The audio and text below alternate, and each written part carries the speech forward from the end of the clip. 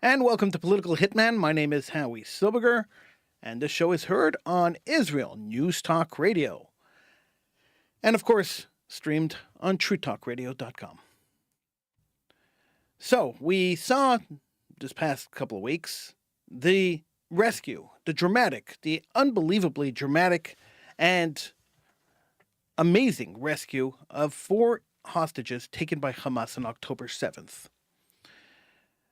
The media, as well as many of the anti-Israel protesters around the world, have refused to acknowledge the fact that these hostages were rescued. What we hear in the media is that the hostages were released. They were not released. Let's use semantics. Let's use words the way they're supposed to be used. A rescue is not a release. Had Hamas decided to release the hostages, had Hamas decided to lay down their guns, release the hostages, and surrender, this war would have been over a long time ago. So we hear a lot of words being bandied around. We hear a lot of talk of it's not anti-Semitism, it's anti-Zionism. This is what we hear a lot of. But it's really not true. It's really anti-Jewism at its best. And I don't understand people who don't understand that this campaign across the world is not a campaign against Zionists. It's not a campaign against Israel. Although they want to yell that Israel is committing a genocide, the truth of the matter is, if Israel wanted to commit a genocide in Gaza, that genocide would have happened on October 7th. Israel is working extremely hard not to commit a genocide in Gaza, to supply the kind of aid that the regular civilians of Gaza need, and to eradicate a threat to world Jewry. It's not just a threat to Israel. It's not just a threat to Israeli borders. It's not just a threat to Israeli sovereignty. It's not just a threat to Israelis. It's a threat to world Jewry. The world, Hamas's point, the first point in their charter, is that they want to destroy Jews around the world. They want to kill Jews wherever they live. That's not liberating land. That's not saving Palestine, as people were yelling on the streets. That is murdering Jews, committing a genocide against Jews wherever they live.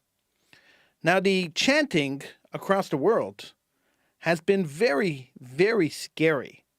And the reason I say it's scary for American Jews, scary for Canadian Jews, scary for Jews that live outside of Israel. Israeli Jews are used to this. They're used to the kind of chanting that they hear.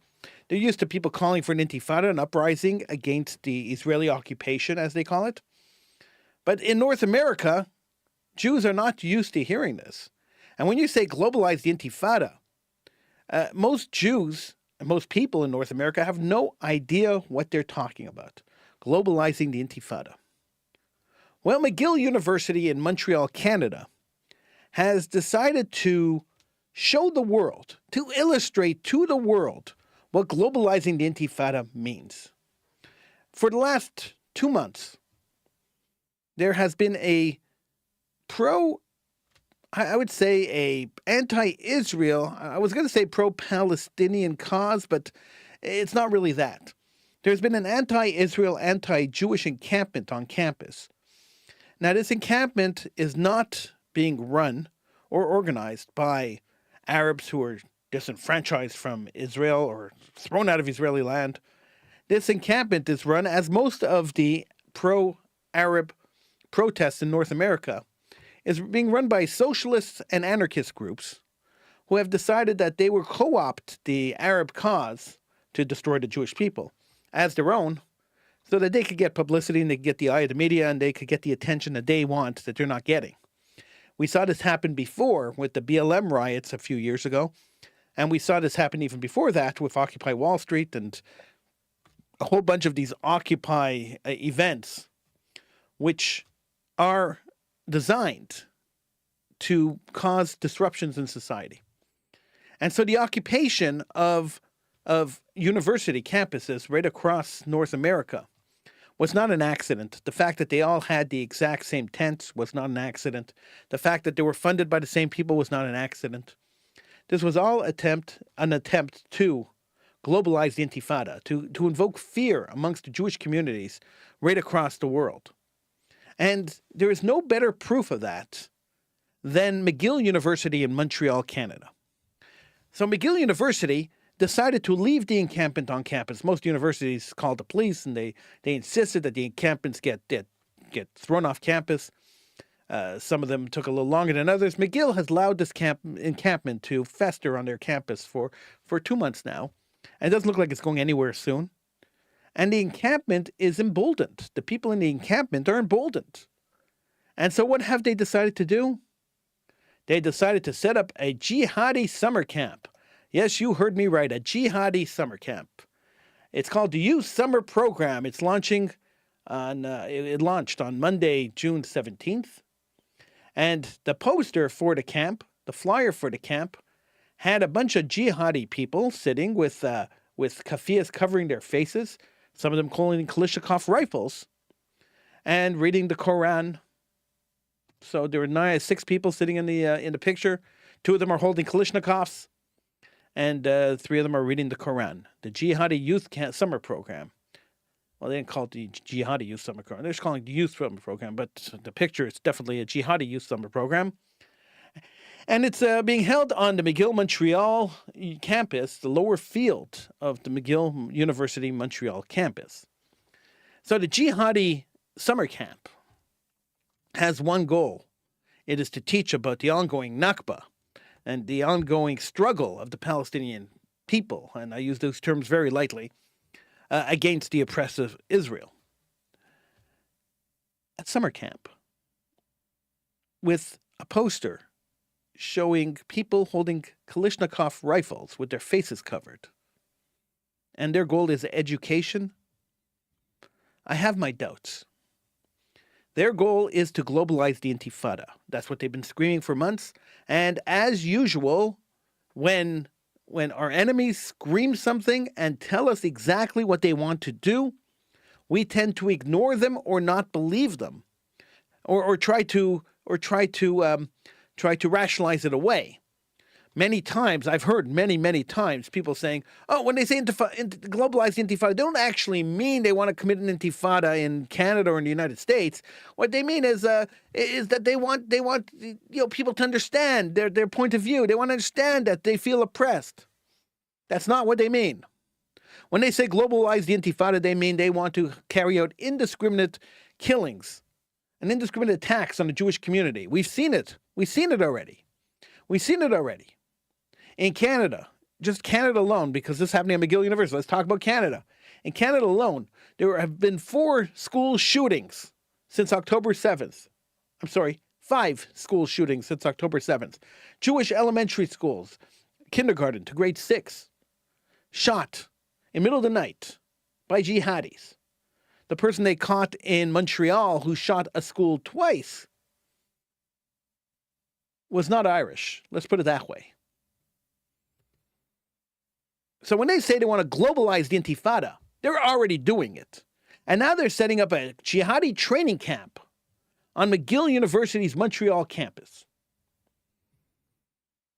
So one has to wonder, why has the Jewish community in Canada not fled? Their schools are being shot at. A jihadi summer camp, a jihadi training camp is being set up on a university in the middle of a major metropolitan city. And the Jews in Canada are still sitting there, not even talking. The Jewish leadership's not even talking about a mass exodus of Jews from Canada. They're not warning or not preparing their population for the oncoming onslaught of jihadi terror that is bound to start happening any time now. It's already started with the shootings of the schools, the firebombing of a synagogue. It's already started, but they're not preparing their population to leave.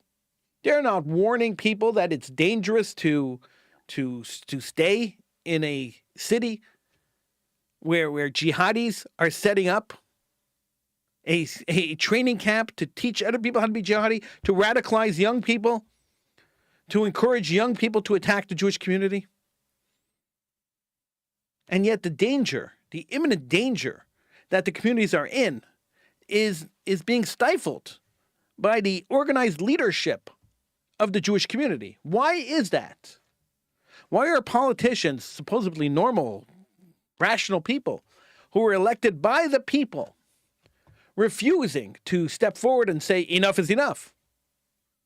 Actually, I have to back up, because there were certain politicians in Quebec that did stand up and say enough is enough, including the leader of the province, the premier of the province, the prime minister of the province, and the education minister, which runs the university, who have demanded, both of them demanded, that the university remove, or that the encampment at the university be removed, and that the summer camp not happen.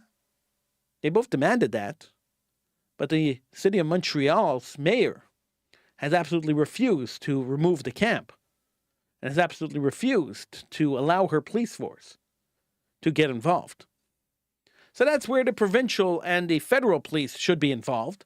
That's where the police should, the army should come in and just remove it. But it's not happening because the Prime Minister of Canada has been quite silent about this. And every time they talk about anti-Jewism, every time they talk about a school shooting and anti-Jewism, they just refer to, we condemn anti-Semitism and Islamophobia. They lump the two together, and that's what happens. So instead of celebrating the rescuing, the heroic and the unbelievable rescuing of the hostages, and saying, hey, listen, we rescued those hostages. This is a justified war. This is a war that we can't do without. We must save the people who have been taken by Hamas. We must save the people who are being tortured and raped and murdered by Hamas. We must save them. We must take the bodies. We must bury the bodies in a proper Jewish way. We must be vigilant. We must destroy Hamas, which has been a scourge on the earth since 1989. It's time to get rid of them. Wipe them out. Instead of normal, rationalized people doing that around the world, instead they're turning against the Israelis. The people who are trying to save the world from Hamas. It's unbelievable. It's mind-blowing. It really is mind-blowing that the world has turned against Israel. It's totally mind-blowing. Here is the victim being victimized by the world. It's like taking a rape victim and putting her into courts, and there are laws against this, by the way, in most countries. Taking a rape victim, putting her into court and saying, hey, what were you wearing? And did you do anything to attract the attention of the guy who raped you? This is totally ludicrous. Yet this is what's happening, and anti-Jewism is rising across the globe.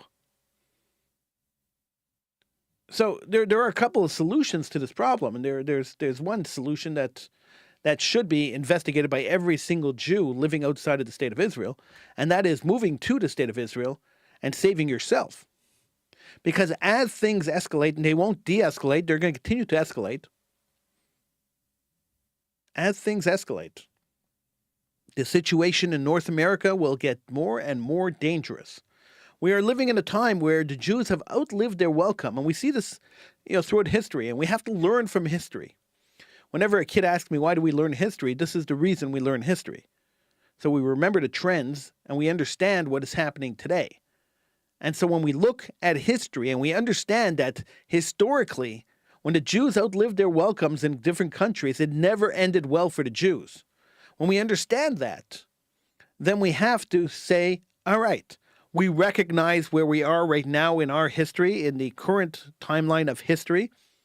We recognize the fact that little more than 80 years ago, Europe became a graveyard because the Jews outstayed their welcome there, and Europe became a Jewish graveyard. We understand that happened. And now we are living in a time where we have to make a decision. Do we want to be like the Jews of Europe in the 1940s? Or do we want to be like the Jews of Israel in the 1950s and 60s?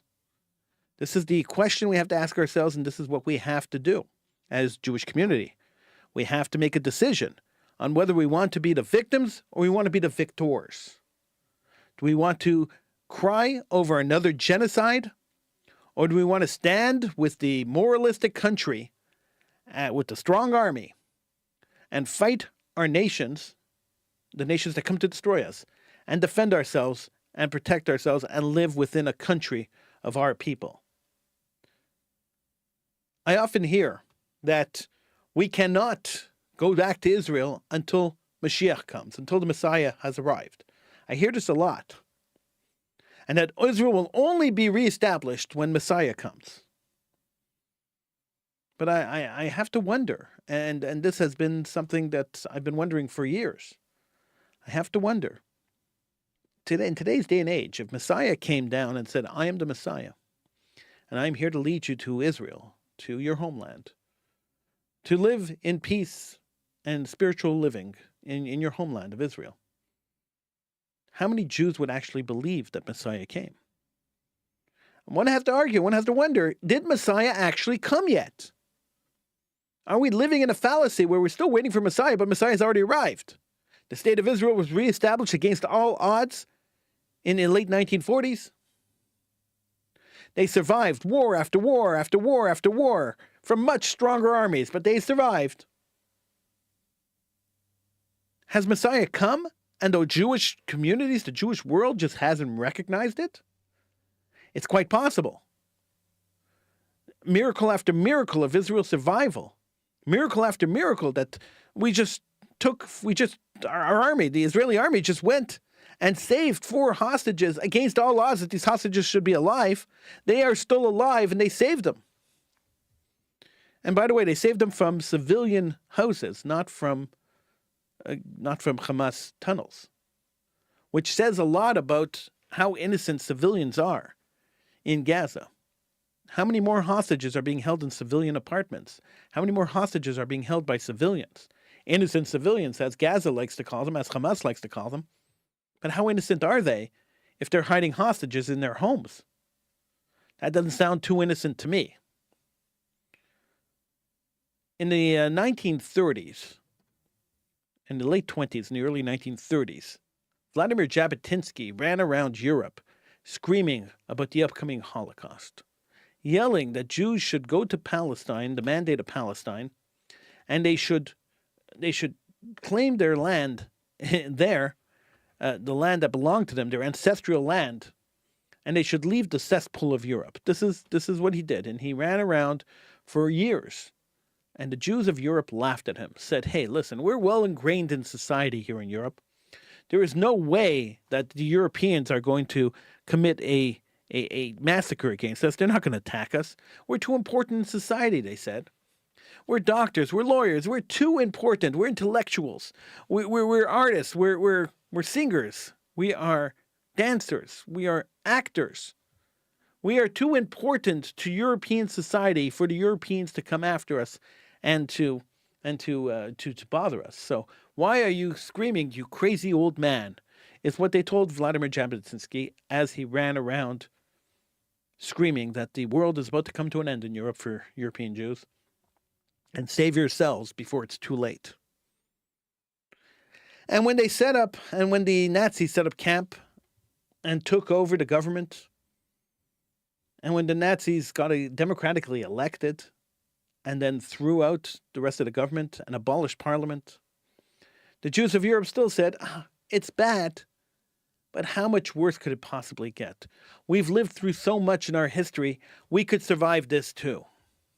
And then when the gas chambers were set up and the ghettos were set up and the Jews were being herded into ghettos, the Jews were saying, woe is me.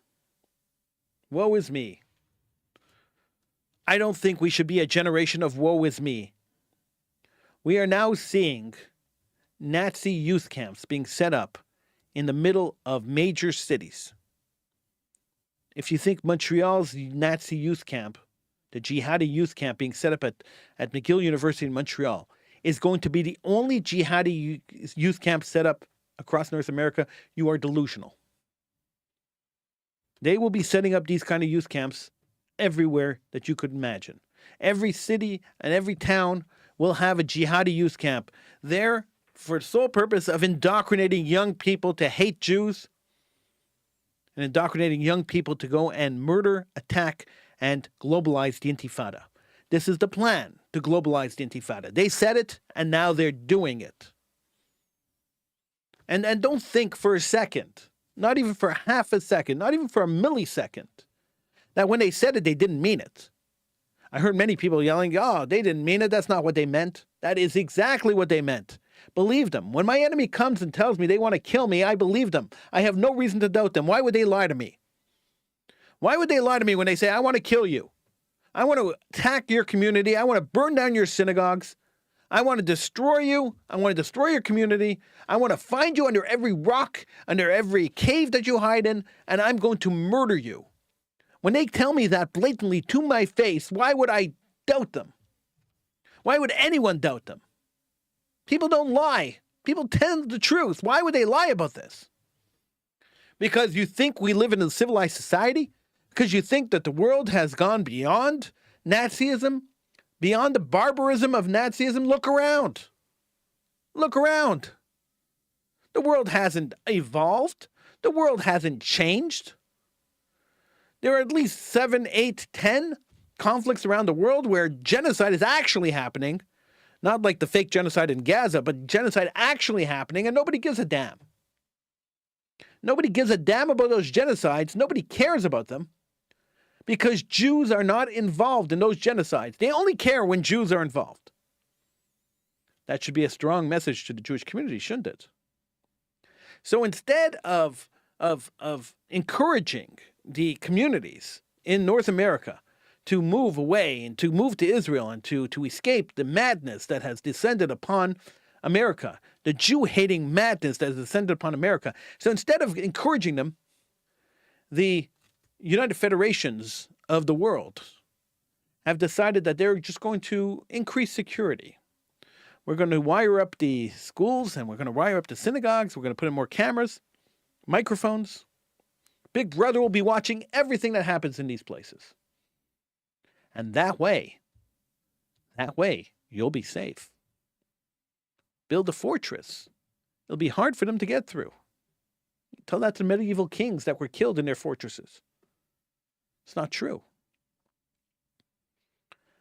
There are places in North America where security measures were put into the buildings, the Jewish buildings of North America.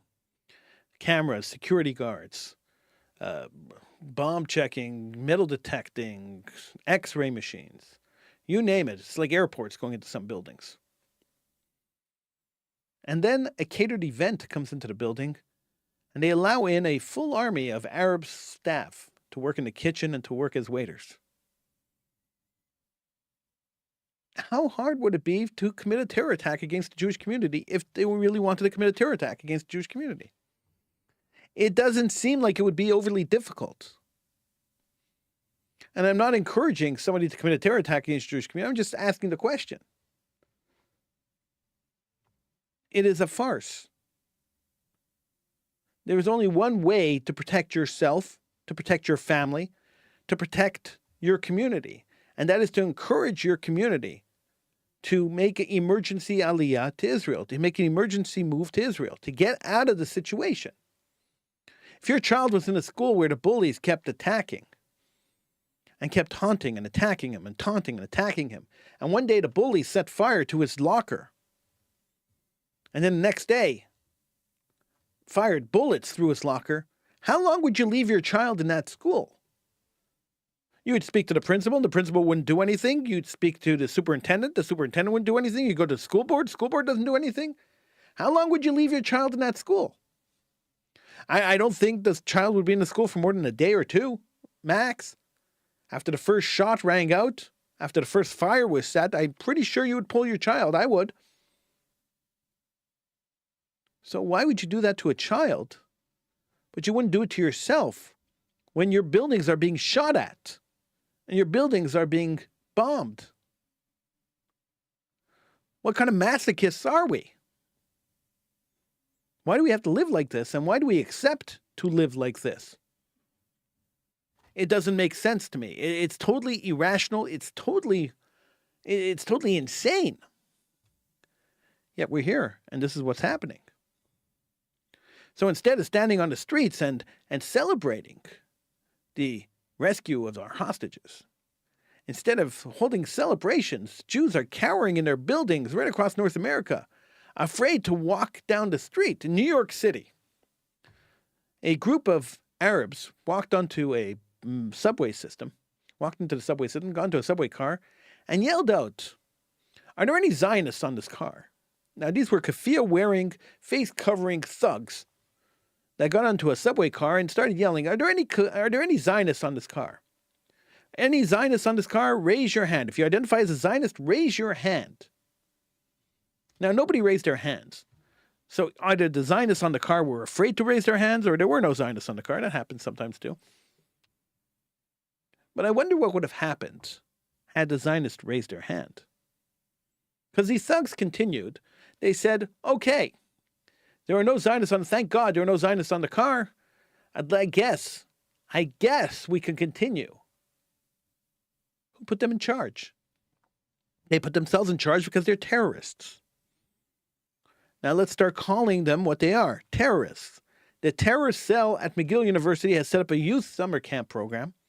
The terrorist cell in New York City has decided to take the subways and to rid the subways of Jews and Zionists. And the world, the governments are sitting idly by and doing nothing to alleviate this, doing nothing to protect the Jewish community, doing nothing at all. And the Jewish community is sitting idly by and accepting it. There are no riots in the street. If this was happening to the black community or to the Arab community, to any other community in North America, there would be literally riots in the streets. They would not be putting up with this. This encampment at McGill University would have been ripped down. The encampments all over the place would have been ripped down. At Columbia University, the encampment was up for 6 weeks too. It would have been ripped down. These encampments on all university campuses, most of them have been taken down, would have been ripped down. The other communities outside the Jewish community would not accept this kind of intimidation, would not accept this kind of threat. But the Jews, for some reason, are afraid.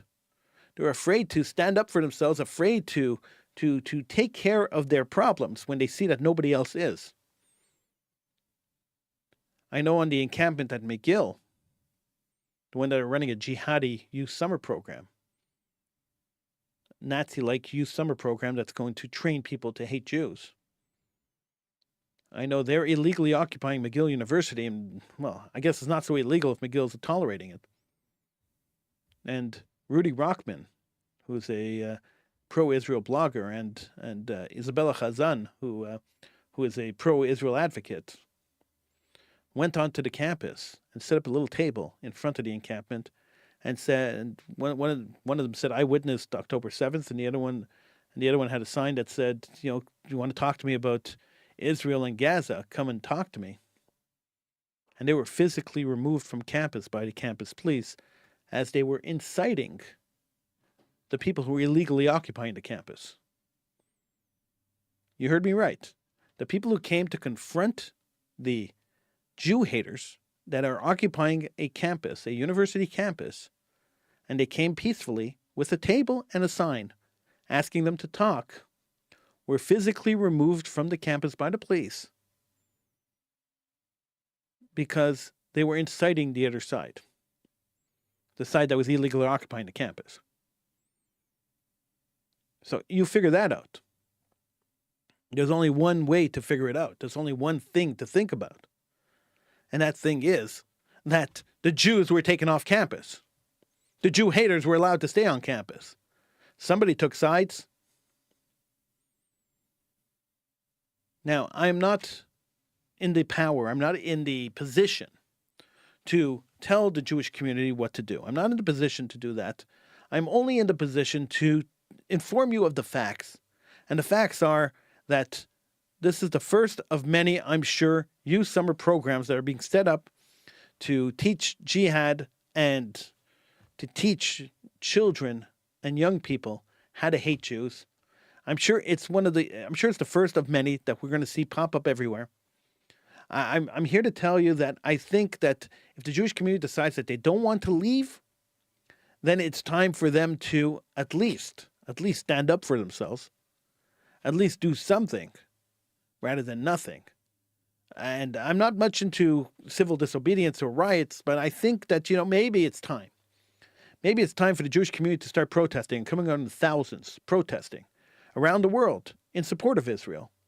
Maybe it's time to stop holding vigils in synagogues and in Jewish institutional buildings and start holding them in the middle of the streets and reclaiming your place in society. If you want to stay in society and you refuse to move to the country that's yours, I have no objection to that. You want to do that, then go ahead and do that. I really think that you should be moving. But if you choose not to, that's fine too. But at least claim your space in society. Don't be a coward sitting in your buildings behind armed guards. Get out on the street and fight back. And stop villainizing people who are fighting back. Stop villainizing people who stand up and want to defend the Jewish community. We've seen this villainization over and over and over again over the years. The JDL stands up and says, we're going to defend the Jewish community. And they become the villains, the radicals. Oh, stay away from them. They're crazy. Other organizations rise up and say, hey, listen, we want to fight. And the Jewish community freaks out. No, we can't fight. Quiet. The more noise we make, the worse it's going to get for us. Sei still, as they say. Well, it doesn't work anymore. It's not the solution today. With TikTok and YouTube and all these other social media apps that are constantly blasting anti-Jewish and anti-Israel propaganda, it is time that the Jewish community took a stand and said, you could say what you want for us. You could say what you want about us. You could throw whatever blood libel you want to throw on us. And the fact that the fact that they're claiming that Israel's committing a genocide in Gaza is a blood libel. You could throw blood libels onto us, and we don't care. We know the truth, and we will always live the truth. This is what we do. This is what we are. We are truthful people, and we follow a moral law, and morality is our guide. And this is what we have to continue saying, and this is what we have to continue doing. We don't have to defend ourselves. We don't have to defend that Israel is a legitimate state. We stop doing that. I see pro-Israel advocates over and over again having debates. Does Israel have a right to exist? No, don't have that debate.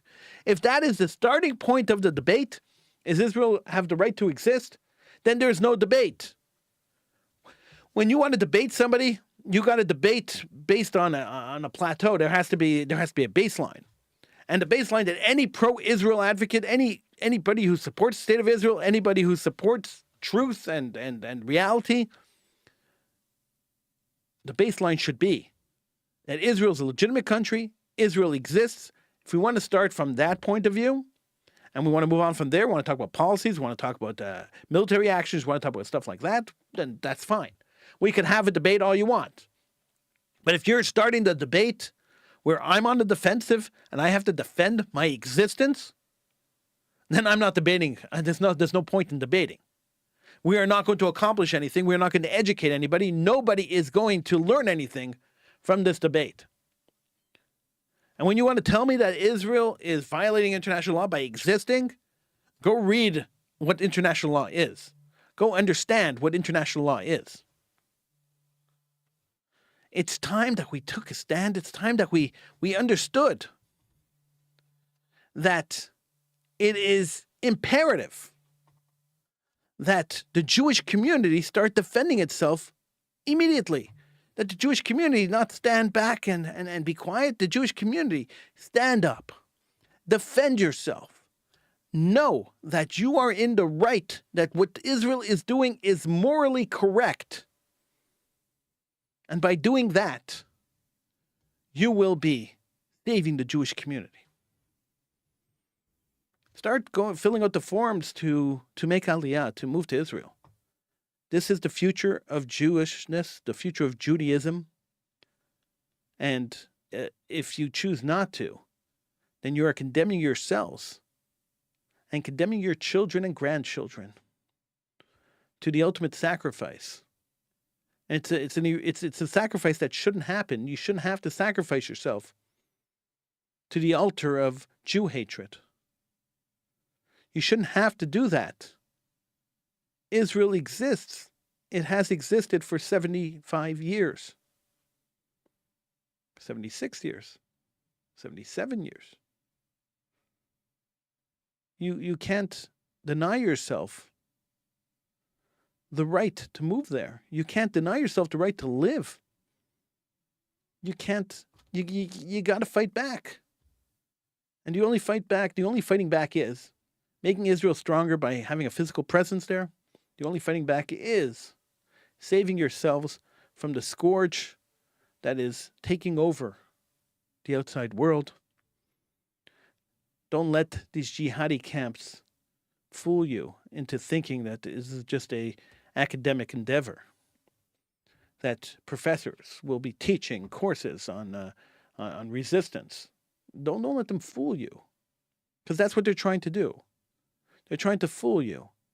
They're pulling blinders over your eyes in broad daylight. Don't let them fool you. Don't believe them. Believe what they say.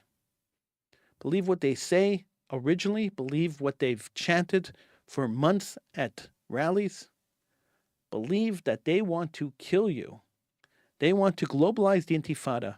They want to randomly attack Jews on the streets across the world. This is their goal. They've stated it clearly. Hamas has stated it clearly in their charter, and Hamas supporters around the world have clearly stated it in the rallies and demonstrations and riots that they have caused since October 7th. Don't be fooled. The Jews of North America are in grave danger. Grave, grave danger. It is time to go home. I'm Howie Silbiger, this is the Political Hitman. Thank you for joining me. See you again next show.